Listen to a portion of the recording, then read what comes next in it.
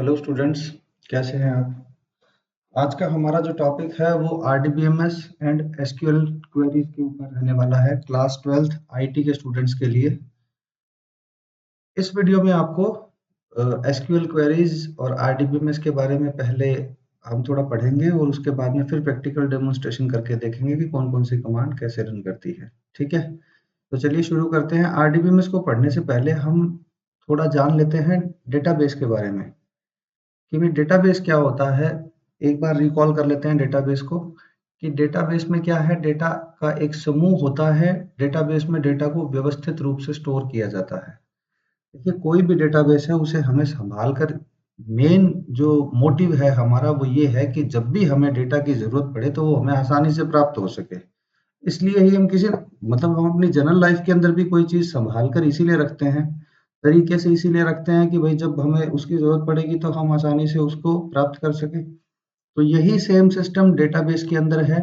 Data जब बहुत बड़ा रूप ले लेता है कि भई जैसे मान लो स्कूल का जो रिकॉर्ड होता है, मान हम एक एग्ज़ाम्पल लेते हैं कि भई जैसे मान लो कि अभी इस साल का अगर रिकॉर्ड है तो जो पहली क्लास से लेकर और 12वीं कक्षा तक के जो बच्चे हैं, उन सभी बच्चों का नाम, father name, roll number, SRN number और उसके बाद में उनकी जो भी डिटेल्स होती है टोटल, जिसके अंदर आधार नंबर भी आ जाएगा, उनका एड्रेस आ जाएगा, मोबाइल नंबर आ जाएगा, जितनी भी डिटेल्स होती हैं। अब हर एक बच्चे की, क्योंकि स्कूल जो है वो वर्षों से चल रहे हैं, ठीक है? तो जब डेटा का साइज़ बहुत बड़ा हो जाता है, उस केस में उसको जो है व्यवस्थित तरीके से रख पाना डीबीएमएस के बिना संभव नहीं है। मतलब डेटाबेस मैनेजमेंट के बिना संभव नहीं है। यूँ ही रैंडमली अगर हम सेव करते रहेंगे तो फिर वो जो है मतलब जब हमें ज़रूरत पड़ेगी उस डेटा की तो नहीं मिल पाएगा, ठीक है? फिर इसके बाद में कहता है कि दूसरे शब्दों में कहें तो डेटाबेस डेटा का एक संगठित संग्रह है, जिसमें यूज़र डाटा को आसानी से इंसर्ट, डिलीट और अपडेट कर सकता है।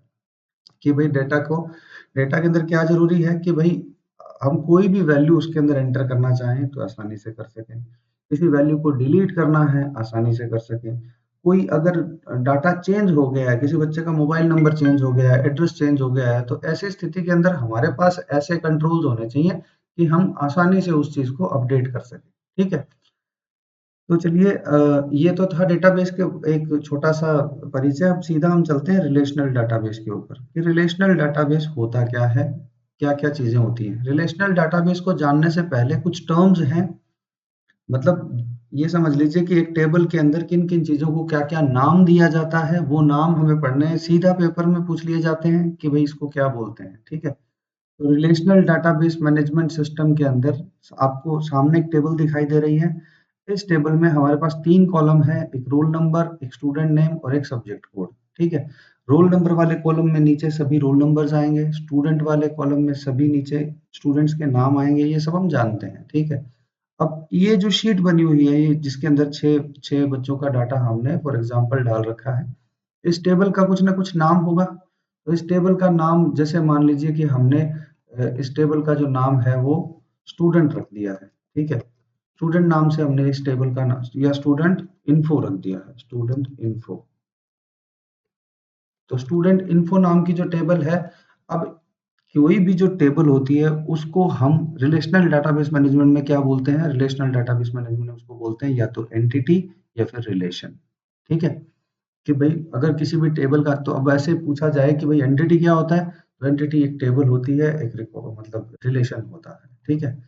फिर इसके बाद में जो आते हैं कॉलम्स, इसके अंदर हमारे पास 3 कॉलम है, तो कॉलम को क्या बोला जाता है? कॉलम को हम बोलते हैं रिलेशनल डेटाबेस में एट्रिब्यूट, ठीक है? किसी भी कॉलम को इसके अंदर रोल नंबर एक कॉलम है, स्टूडेंट नेम एक कॉलम है, सब्जेक्ट कोड एक कॉलम है, तो इस तरह से हर एक कॉलम को हम एट्रिब्यूट के नाम से जानते हैं, ठीक है? तो एट्रिब्यूट पूछा जाए तो क्या होता है कि भई टेबल जो होती है वो एक कॉलम जो होता है वो एक एट्रिब्यूट होता है। इसी तरह से हमारी रो होती है, रो क्या होगी कि भई जैसे रोल नंबर 1 का कंप्लीट रिकॉर्ड जो होगा, वो रो कहलाएगी। जैसे अब ये पूरी की पूरी एक रो है, जिसके अंदर रोल नंबर 1 है, उसका नाम अमित है, उसका सब्जेक्ट कोड जो है वो S01 है। तो ये पूरी की पूरी जो एक लाइन है, ये क्या कहलाएगी? एक रो कहलाएगी और इसको रिलेशनल डेटाबेस में हम क्या बोलते हैं? रिलेशनल डेटाबेस में हम इसको बोलते हैं टपल, ठीक है? क्या बोलेंगे? टपल। फिर इसके बाद में जो डेटाबेस फ़ील्ड होता है, जैसे मान लो कि भई अभी जैसे मान लो मैं इसको एक बार डिलीट कर देता हूँ, ठीक है। तो ये जो है हमारे पास, ये तो क्या है, ये एक रो है, ठीक है। और जब इसके हम अंदर डाटा फिल कर देंगे तो वो क्या कहलाएगा, वो रिकॉर्ड कहलाएगा। समझ गए आप दोनों के अंदर डिफरेंस क्या है? रो जो होती है, जो मतलब हॉरिजेंटली जिसको हम रिप्रेजेंट करते हैं किसी टेबल के अंदर, तो वो क्या कहलाती है, रो। और रो को हम क्या बोलते हैं, रो को हम बोलते हैं टप्पल, ठीक है। और फिर जब इसके अंदर हम डाटा को एंटर करवा देते हैं, तो डाटा को एंटर करवाने के बाद में वो जो डाटा होता है वो क्या कहलाता है, वो कहलाता है रिकॉर्ड, ठीक है। उसको क्या बोलेंगे, रिकॉर्ड बोलेंगे, ठीक है। अब इसके अंदर दो चीजें और आ जाती हैं कि भाई डिग्री और कार्डिनैलिटी। पेपर में सीधा पूछ लेते हैं डिग्री क्या होता है और कार्डिनैलिटी क्या होता है। तो देखो, नंबर ऑफ कॉलम्स जो होते हैं किसी भी टेबल के अंदर, वो क्या कहलाएंगे, उस टेबल की डिग्री। नंबर ऑफ कॉलम इस टेबल के अंदर एक, दो और तीन, तीन कॉलम है ना, कि रोल नंबर है, स्टूडेंट नेम है, और जो है सब्जेक्ट कोड है, ठीक है। तो ये तीन कॉलम है, तो इस टेबल की जो डिग्री है वो क्या हो जाएगी, तीन हो जाएगी।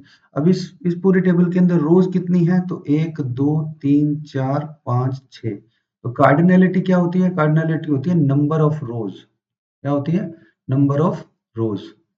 तो इस टेबल की जो कार्डिनैलिटी है वो क्या है, वो है सिक्स, ठीक है। तो ये बात हो गई डिग्री और कार्डिनैलिटी की, ठीक है। फिर इसके बाद में नेक्स्ट आते हैं हम, नेक्स्ट के अंदर आता है रिलेशनल डेटाबेस होता क्या है। रिलेशनल डेटाबेस आज सबसे व्यापक रूप से इस्तेमाल किए जाने वाला डेटाबेस है। ये डेटा को तालिकाओं में संग्रहित करते हैं, जिसमें पंक्तियां रिकॉर्ड का प्रतिनिधित्व करती है और कॉलम रिकॉर्ड की विशेषता का प्रतिनिधित्व करते हैं। देखो, बहुत साधारण शब्दों में बता देता हूँ रिलेशनल डेटाबेस क्या होता है। कोई भी एक डेटाबेस है, उसको हम छोटे छोटे टुकड़ों में तोड़ देते हैं, ठीक है। छोटे छोटे टुकड़ों में तोड़ने का कारण क्या है, इसको थोड़ा ध्यान से समझना, सुनना, आपको बात समझ में आ जाएगी। जैसे मान लीजिए कि भाई एक पूरा बड़ा डेटाबेस है, उस पूरे बड़ा डेटाबेस के अंदर जैसे मान लो कि अब हम आपके स्कूल का एग्जांपल लेते हैं कि भाई जैसे स्टूडेंट का रोल नंबर है, उसका एसआरएन नंबर है, उसका नाम है, फादर नेम है, मदर नेम है, और उसके बाद में मोबाइल नंबर, आधार नंबर, ऐसी बहुत सारी डिटेल होती है हर एक स्टूडेंट की। तो ऐसे तो इसके अंदर मान लो कि हम फॉर एग्जांपल ये मान लेते हैं कि 20 कॉलम बन जाएंगे, है ना। तो अब अगर किसी टीचर को सिर्फ अटेंडेंस लेनी है, तो अटेंडेंस लेने के लिए तो उसको नाम, रोल नंबर काफी है कि भाई एक रोल नंबर और एक नाम एक पेज पर निकाल के दे दो, तो वो उसकी अटेंडेंस ले सकता है। ठीक ठीक ठीक है ये।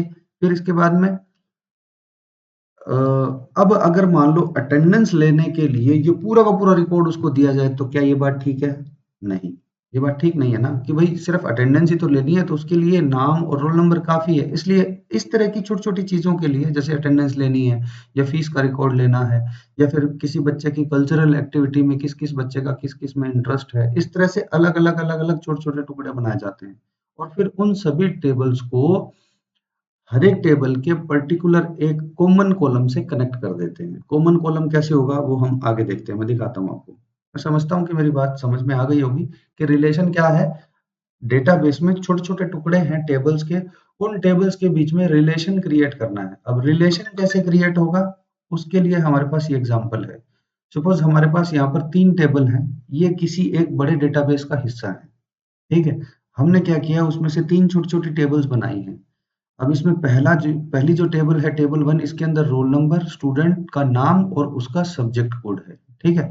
अब जो सब्जेक्ट कोड है, इन सभी बच्चों के नाम के आगे हम उनका सब्जेक्ट कोड लिख सकते हैं, ठीक है।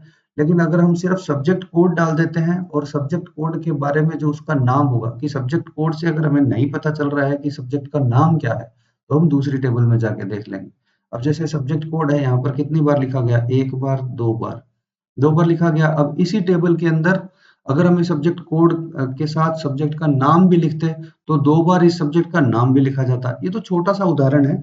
जब एंट्रीज हजारों के अंदर होती हैं, तो उस केस के अंदर जब तो डाटा का साइज जो होता है वो बहुत ज्यादा हो जाता है। तो उस केस में हम क्या करते हैं, टुकड़ों में तोड़ देते हैं।